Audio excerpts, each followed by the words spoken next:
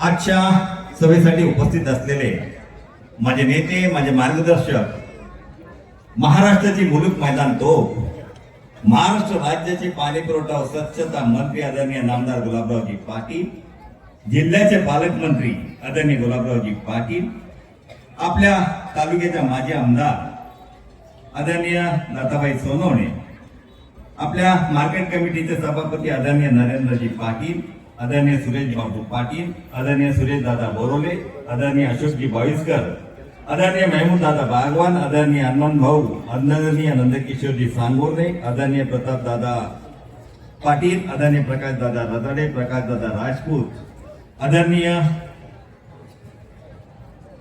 उमेदवार, आपल्या नगराध्यक्ष पदाच्या उमेदवार आदरणीय नम्रताताई पाटील, सारे नगर अध्यक्षपद, नगर सेवकाच्या पदावर उपस्थित असलेले आमचे सारे उमेदवार जे धनुष्यबाणावरती आहेत, काही पंजावरती आणि एक जण छत्रीवर आपण सन्माननीय व्यासपीठ, शिवसेनेच्या धनुष्यबाणाला, पंजाला आणि छत्रीला मत देण्यासाठी इच्छुक असलेले समोर बसलेले चोपडेकर आपल्या साऱ्यांना मानाचा मुद्रा करतो, वंदन करतो.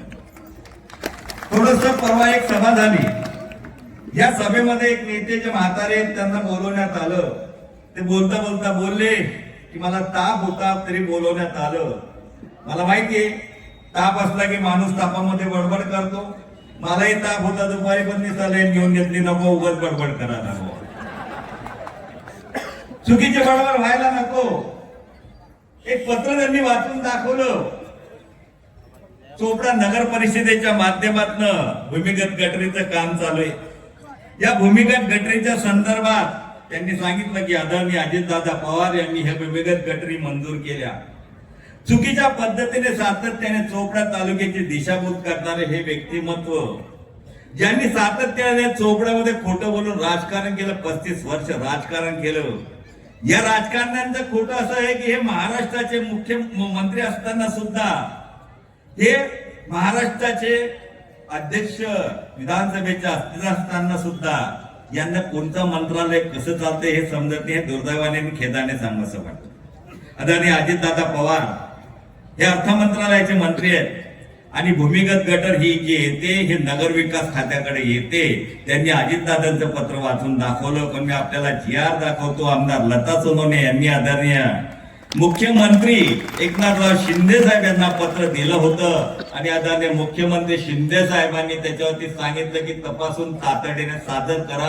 ही तारीख आहे 20/2/2023. ज्यावेळेला नगरपालिकाच अस्तित्वात नव्हती, ते जे म्हणतात की नगर अध्यक्ष आदरणीय जीवन भाऊंच्या मिसेस होत्या, त्या भगिनी होत्या, त्यांच्या माध्यमातून जीवन भाऊंनी केलं. त्यांना हा पुरावा मी देतो, पत्रकार बांधवांना येते.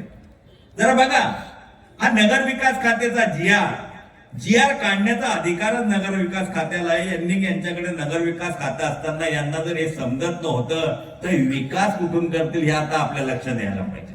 आमचे आदरणीय पालकमंत्री महोदय बसले, ज्यांनाही विचारा, अर्थमंत्री हे एक मंत्रालय जे असतं, समजा नगर विकास खातं असेल तर त्या नगर विकास खात्याला पैसे येतात, पाणी पुरवठा खातं असेल तर त्या पाणी पुरवठा खात्याला पैसे येतात, गृह राज्य मंत्रालय असेल तर त्या गृह राज्य मंत्रालयात येतं, त्या माध्यमातून BNC असेल तर BNC कडे देतं आणि ते BNC GR काढतं, ते BNC निधी देत असतं. पण यांना झोपेतनं उठून आणलं, तापामध्ये हे बडबडले. पण बडबडत असताना चुकीची माहिती आमदार लता सोनवणे यांनी हे काम मंजूर केलं. एक महिला आमदार झाल्यानंतर, एवढा मोठ्या प्रमाणात निधी आल्यानंतर हे थोडेसे बेचैन झालेले. या बेचैनीमुळे यांनी यांच्या हातात पत्र दिलं, तसं वाचून दाखवलं. पण जे महाराष्ट्राचे अध्यक्ष राहिलेले त्यांना जर हे कायदा समजत नसेल तर हे चोपडेकरांचं मोठं दुर्दैव या ठिकाणी नम्रपणे सांगतो. मोठं मिरवतात ते की आम्ही मशानभूमी बांधली, आम्ही मशानभूमी बांधली. अरे मशानभूमी बांधणं हे काय सर्वसामान्य माणसाचं काम आहे? आम्ही या मशानभूमीला जी आहेत ना कस्तुरबाच्या मागच्या साईडला, त्याला मी पैसे मंजूर करून आणले होते. ती मशानभूमी मी बांधून दिली, मी त्याचा गवगवा नाही केला. मशानभूमीचा काय गवगवा करतात? अरे माणूस ज्या वेळेला मरतो त्या घरातले सारे दुःखात असतात. त्यांचा घरातला रक्तमासाचा माणूस गेला असतो, प्रेमाचा माणूस गेला असतो, ते मशानभूमी बघायला जात नाही. त्यांची भावना, त्यांच्या मनामधलं दुःख जे असतं ते दुःख विसरायचा प्रयत्न त्या आपल्या प्रियजनाला सोडताना त्यांना होत असतं. आणि मशानभूमी तुम्ही बांधली, आम्ही मान्य करतो. हे मशानभूमी बांधताना पण तुम्ही चोपडेकरांचं जे रोजचं मरणाचं दुःख होतं याचा कधी विचार केला का तुम्ही? अरे चोपड्याच्या जनतेला आजही 8 दिवसानंतर पाणी येतं. या 8 दिवसानंतर पाणी देताना हा विचार त्या ठिकाणी काय केला नाही की आपण म्हणत यात्रा जे आहे मरणाच्या यातना ह्या चोपडेकरांना देतात. 35 वर्ष तुम्ही राज्य केलं. या 35 वर्षाच्या कालखंडामध्ये व्यापाऱ्यांना करून करता पोरगा हा त्या अग्नीला बळी पडला आणि दुकान संपूर्ण झालं आणि तुम्ही मतांच्या गोष्टी करताय. लोकांना काय अवस्था नगरपालिकेच्या माध्यमातून पाणी आलं नाही, नगरसेवकाला पकडा. डुक्कर मेलं, नगरसेवक कुठे? कुत्रा मेला, नगरसेवक कुठे? आमचे लाईट आले नाही, नगरसेवक कुठे? कचरा झाला, साफ केला नाही, नगरसेवक कुठे? नगराध्यक्ष कुठे? नगराध्यक्षाला भेटायला जायचं. जर दुर्दैवाने तुम्ही समोरच्या पार्टीला निकडून दिलं तर नाशिकलाच जावं लागणार. नाशिक जाल का तुम्ही? अजय इथे बॉम्ब पाडली 5 वर्षात.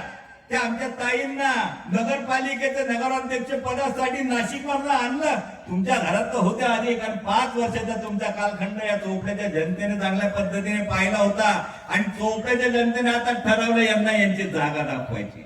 आदरणीय अरुणभाई गुजराती सारखा माणूस, ज्या माणसाने आदरणीय शरद पवारने त्यांना मोठे केलं, ज्यांचा उजवा हात समजलं जात होतं, त्या आदरणीय शरद पवार साहेबांना म्हातारपणी सोडताना त्यांना काहीच वाटलं नाही. सहज त्यांनी त्यांना सोडून दिलं आणि राष्ट्रवादीत गेले. राष्ट्रवाद्यांनी कोणाबरोबर युती केली? आमच्या मित्र पक्षाबरोबर केली. आज अवस्था काय की आमचे हे चौधरी अरुणभाईच्या मागे तिकिटासाठी फिरायचे. आज अरुणभाईंना त्यांच्या मागे तिकिटासाठी फिरावं लागतं. त्या आमच्या माणसांना तिकीट आहे, आमच्या माणसाला. आज ही व्यवस्था या चोपड्याच्या जनतेने तुम्हाला डोक्यावर घेतलं होतं.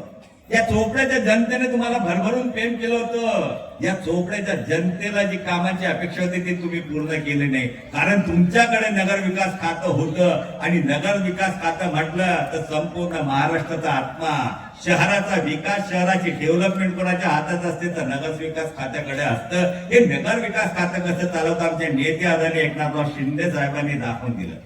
हे महाराष्ट्राचे मुख्यमंत्री झाल्यानंतर आदरणीय एकनाथराव शिंदे साहेबांनी दाखवलं की महाराष्ट्राचा मुख्यमंत्री हा सर्वसामान्यांसाठी किती काम करू शकतो.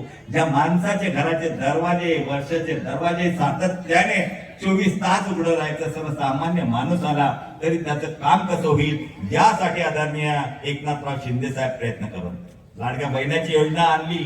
महिलांना 50% मध्ये तिकीट एसटीचं फ्री केलं. विकासाच्या गप्पा मारता आमचा विकास तुम्हाला सांगतो आम्ही. अरे बाजूला एसटी स्टँड आहे. हे एसटी स्टँड कसं होतं चोपड्याचा 10 वर्षापूर्वी विचार करा. आता चोपड्याचं एसटी स्टँड महाराष्ट्रात 1 नंबर आलेलं हे तुमच्या एका मतामुळे झालं. तुम्ही धनुष्यबाणाला 1 नंबर दिलं. आज चोपड्याच्या एसटी स्टँड मध्ये आम्ही 20-22 गाड्या आणल्या नवीन. त्या गाड्या एसी गाड्या माणूस बसतो तर धक्काही लागत नाही, अगदी आरामात प्रवास करतो आणि आनंद घेतो की एसटीने महामंडळाने चांगल्या गाड्या आणल्या. तिच्या पुढे जा सिव्हिल हॉस्पिटल मध्ये सिटी स्कॅन आणला. ज्या सिटी स्कॅनचा फायदा आमच्या सर्वसामान्य माणसाला आज होतोय. काम करत असताना आम्ही हा विचार केला नाही. गल्ल्याच्या गल्ल्यांमध्ये कामं टाकले. मी आपल्याला सांगतोय अजून 80 कामांचं भूमिपूजन बाकी आहे. जे 80 कामं झाले तर संपूर्ण तालुक्यात चोपडा शहराचा विकास कसा होता आपल्या समोर लक्षात येणार. मी जातपात धर्मपंथ पाहिला नाही.